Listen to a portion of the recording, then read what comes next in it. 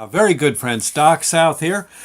Just a little while ago, I was going through the one of my favorite Facebook pages, the history of Chester, New Jersey, on Facebook. Right, something you should check out. Even if you don't, even if you live out in Montana, you should check out what they're doing and maybe do it for your locale where you live. Because it's basically remembrances of a very old town, Chester. Chester's been there for a long, long time, and lots of stuff happened there. Nothing of, I don't think, any great historical importance, but it was a town where a lot of people lived and had had their families and jobs, and it was just a typical town.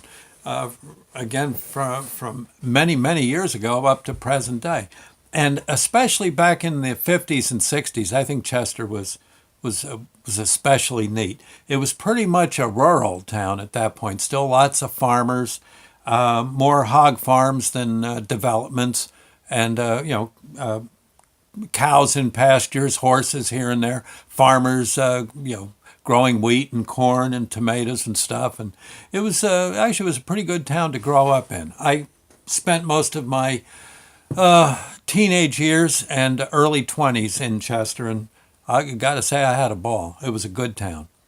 Well, one thing that made it a good town was, I saw the posting on the History of Chester site, Jeffy's charcoal pit. I believe it was Jeffy's. It was called Jeffy's. If you said Jeffy's in Chester, everyone knew what you meant, and they'd all start to drool. Yeah, like Pavlov's dog, I think it is. Yeah, they did Pavlov's dog drool or did he bark? I'm not sure. But the point is that if you mention Jeffy's, man, I'll tell you, the juices started flowing for me. It was out there near on Route 24 near Cliffwood Road. I know it was there in the 60s and maybe into the 70s. I don't know about the 50s. I don't want to say, I'm not sure. But I do know that I went. And boy, I always had a good meal. Oh, the big thing, well, it was this fella, Chet, and his wife, Viola, it was pretty much a 60s or 50s building. Yeah, kind of, sort of 50s and 60s modern. If somehow, I don't know if the building's still there, but if it were saved, you could put it in Disney World as a replica of what we did in the 50s. Okay, that's what I'm saying. And the food was the big thing. Oh my God! I mean, I don't care if it was a circus tent. The the food in Jeffy's was just so good. Chet was pretty much the cook, and he would make these. Well, besides the hot dogs, hamburgers, and cheeseburgers and stuff, fried chicken, and I think also they had a side section to the place where they did ice cream. The various ice creams. You name it, a banana split, sure. How many do you want? That kind of thing. But the big thing was Jeffy had perfected. He was the Thomas Edison of cheesesteaks. It's the best I can say. He developed a cheesesteak that honestly you would kill for. Oh, it was so good. The Of course, he probably wouldn't serve you if he heard you had killed someone because over a cheesesteak. But he'd probably tell you to leave. But the thing is you honestly you'd almost get addicted to them. They were that good. Basically, it was a good hard roll, a good crusty roll, nice and fresh. And he grilled this like sliced steak on a charcoal grill, so it got that charcoal taste to it. A little bit of cheese. I forget what kind. I'm thinking, well, I don't know. I really did, but it was good. It was really good cheese. And then he'd, doll it up with, if you wanted, me, I always got it, I think, with lettuce, mayonnaise, tomato, and hot peppers. And Chet knew the meaning of hot pepper. Yeah, you didn't get some namby-pamby little pepper that, gosh, you could feed to a baby. No, these were hot peppers, and I mean these peppers were. as you go to eat, they're growling at you from inside the sandwich. I mean, oh my heavens! You go, oh God, that's so good. And yeah, and the coolness of the tomato and the hot pepper and the taste of the steak. Ay, ay, ay, was it good? Oh, I wanted Jeffy's cheesesteak so bad, and no one makes them. They just don't. No one duplicates them. They come close out in central Pennsylvania. Lettuce, mayonnaise, tomato, hot peppers. They're pretty close, but there they usually cook them on a flat grill, like a frying pan kind of grill. Jeffy's, it was charcoal. You could see the flame rising, and all the smoke and stuff. Oh, they were good. I know I should get off the fence. Did I like them or not? No, they were so, oh man. And the nice thing was the atmosphere, because you're out, basically you drove into the parking lot, and I think they only ran during the warmer months. Like, he may have had a way to close it off in the winter. I don't think so, though. I think he went away for the winter.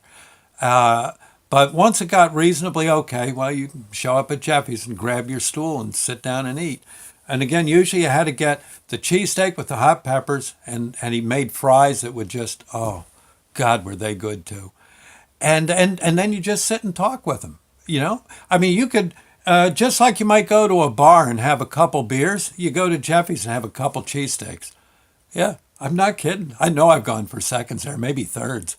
Even though we were, teenagers and young, teenagers from, say from about 15 up to about 19 or so, he didn't think of us as creepy old teenagers. He respected each and every young person came in there.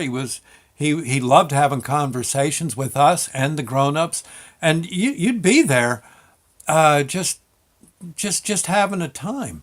And pretty much anyone with as long as they were polite to everyone else and weren't rude, they were welcome. Come on in, have a cheesesteak.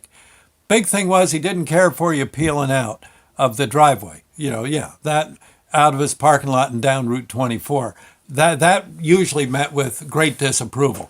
But and you might be banned for a day or two. No, it never happened to me. I didn't have a car that could peel out. My God, if I trumped one of the jalopies I had, if I trumped on the gas, I would have lost the transmission. So I was always welcome. Yeah, I'd crawling out of the place. After about an hour, I'd finally get up to 25 miles an hour. Yeah, but Chet would talk politics, philosophy, all this stuff, just things about town. He was a cool dude, and boy, could that guy cook. That's all I can say, friends. Boy, I don't know when they closed. I don't know the circumstances. I would imagine Chet and Viola probably decided it's time to retire. But they, boy, I know I think I'd been living out of town at that point. Drove down to visit my folks, with the family and all. And I thought, yeah, I'm going to go over to Jeffy's. And I guess no one had the heart to tell me they weren't there anymore. So I drive into the parking lot. Hey, what? They were good. Good cheesesteaks. Sorely missed. And again, I've never had a duplicate. Nope, never had one that could match Jeffy. He was the grand poobah of cheesesteaks, as far as I'm concerned. So, anyway, there you go. Boy, I tell you. I hope your memories of Jeffy's are the same as mine. Man. It'd be fun to do in Chester is to have a cheesesteak day and see if someone, bring all the cheesesteak people like into the borough field and they start cooking cheesesteaks. We could see if we could find someone who duplicates or at least comes close to duplicating Jeffy.